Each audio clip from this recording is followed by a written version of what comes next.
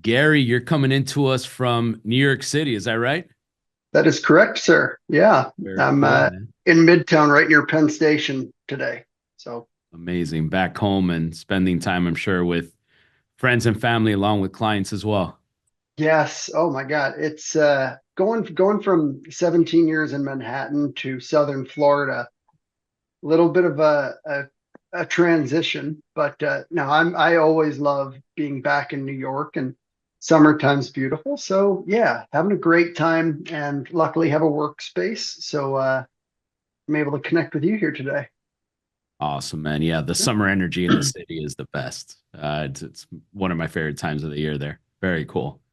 Oh, Well, I wanted to link up with you today to talk tequila and more broadly, right? I know it's your favorite topic. yes, Uh, sir. and agave-based spirits, right? I think we've seen tequila have an incredible wave of popularity and growth and so many success stories involving celebrity endorsements and that the consumer wants more, right? They want more options. They want more innovation out of the category. And I think we're seeing that not just in tequila, but we're also seeing it in other agave-based spirits, right? Because Yeah. that demand is driving that innovation. So what are you seeing right now in terms of innovation across either agave-based spirits, tequilas? Talk to us a little bit about that. Sure, sure. Tequila can sometimes be a very polarizing spirit. Some people just have a horrible memory from college and they had a big plastic jug of not a great tequila. Tequila has always been my favorite spirit, so I'm thrilled that we're talking about it today. But yeah, I mean, post pandemic, you got a lot of people and brands and concepts coming out of the woodwork. And tequila especially, I think just the hotness of the category, you had a ton of different brands emerge. The issue was that it was becoming almost too saturated, and there wasn't enough differentiation in, all right, well, what makes this tequila different than that tequila? And sometimes you can work it with a story, the story behind it. But different finishing methods have really, really stood out to me. Um, you know, I've lately been enjoying Rosa or Rosado tequilas, which are often aged in a red wine barrel. So they sit in the red wine barrel and they absorb some of that color from the wood, and it's supposed to give it like um, easier approach for a drinker. So if you see a pink tequila, Comos Reposado Rosa is a really, really good one. And Don Julio, an industry wide known brand of high quality, also has a Rosa. But one brand that really stands out as something that, I think you and I had chatted about it recently. It's a brand called Quintaliza, Oh yeah. which is it is additive free reposado tequila that's then rested and aged in coffee barrels. Um, man, I tasted it, what was it, November of 23 at the Sunset Tequila and Mezcal Festival in Southern Florida.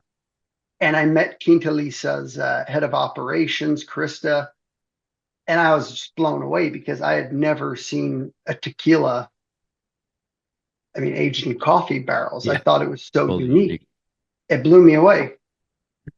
No, it's couldn't agree more, man. I think what Mike Winters, the founder, is looking for innovation in places where others haven't yet, Mhm. and going the route of a coffee age barrel, and not just putting any tequila, but a very high quality, distilled by Eliana Partido, fourth generation master distiller.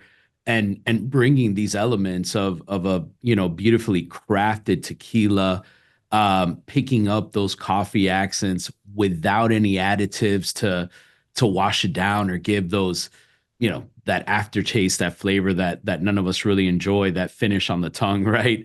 It's refreshing. Mike's really on to something, and you hear it when you talk to him, the passion, the excitement that he Yeah. has for the brand and the process that they've taken to develop this, and that this is, in his opinion, just the starting point in terms of the innovation that's coming under the Quintaliza brand of spirits and tequilas.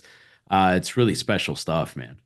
Yeah, no, you're absolutely right. The fact that it is high quality tequila, and again about differentiation, additive free has become a very, very important um, quality of tequila that consumers are looking for now, and sort of the better for you, cleaner approach um, with the demand, supply and demand for agave. So additive free is important.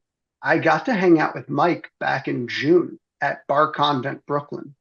Oh yeah. He and I had chatted on the phone a few times and just like, really hit it off. Such a cool guy.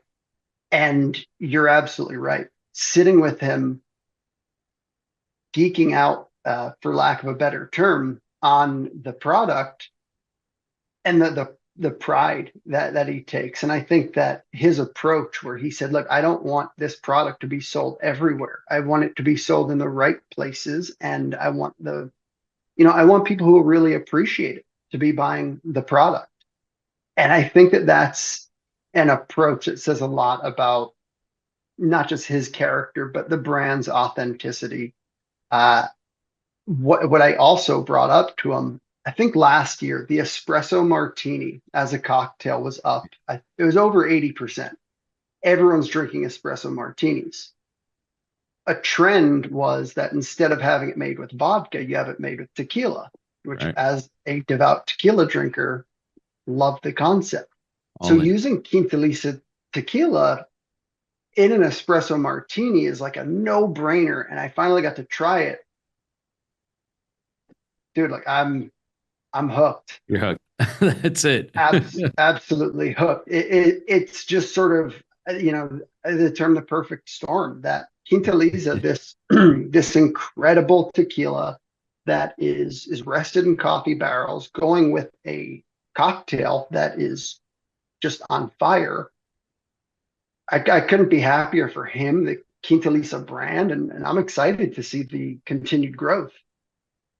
Yeah, it's a perfect marriage, man. You nailed it. And I also love to see what these guys are doing on their socials in terms of how they're branding and really helping the brand stand out as a bit of a rebels brand, a real person's brand, people that are hardworking, that deserve a treat. The creative is just off the charts with this as well. So they're to your point, a perfect storm scenario, you know, starting with a high quality tequila, an additive free process to enhance it, great branding that hits consumers in a way that other brands are not, and reaching consumers with a premium product, but that is accessible and should be accessible to people that live life a certain way with passion, with heart, and with a rebellious spirit. Yeah, 10 out of 10, man. They're crushing it. They really are. You couldn't have said it better. And Mike I keep like name dropping industry events. I don't even intend to do that. But at the Wine and Spirits Wholesaler Association of Okay. America conference in January in Vegas, Mike won the brand battle, Did he which is like really? it's a Oh, that really is great. prestigious, yeah, it's a really prestigious thing. And you get like a WWF championship belt, and you're Oh man, supposed to wear it around the rest of the time. He literally came in for the brand battle, won, had the belt photographed, etc. Like I texted him, like, dude, this is awesome. huge win. And he's got the belt. So the brand battle, I mean, past winners are brands that you will know and that also stand out and are differentiators. Um, and that's, I mean, with the evolving consumer, the consumption trends changing, that people aren't just looking for the same old. They want sort of an experience if they're going to be drinking. That's right. Uh, Quintaliza is definitely up there. And you said it with authenticity. I mean, Mike is just such a down to earth, cool guy. And, the product he's got here, yeah, I wish them nothing but the best of luck. Absolutely, man. Crushing it. Way to go, Mike. Way to go, Eliana. Quintaliza team. Keep bringing it. All done.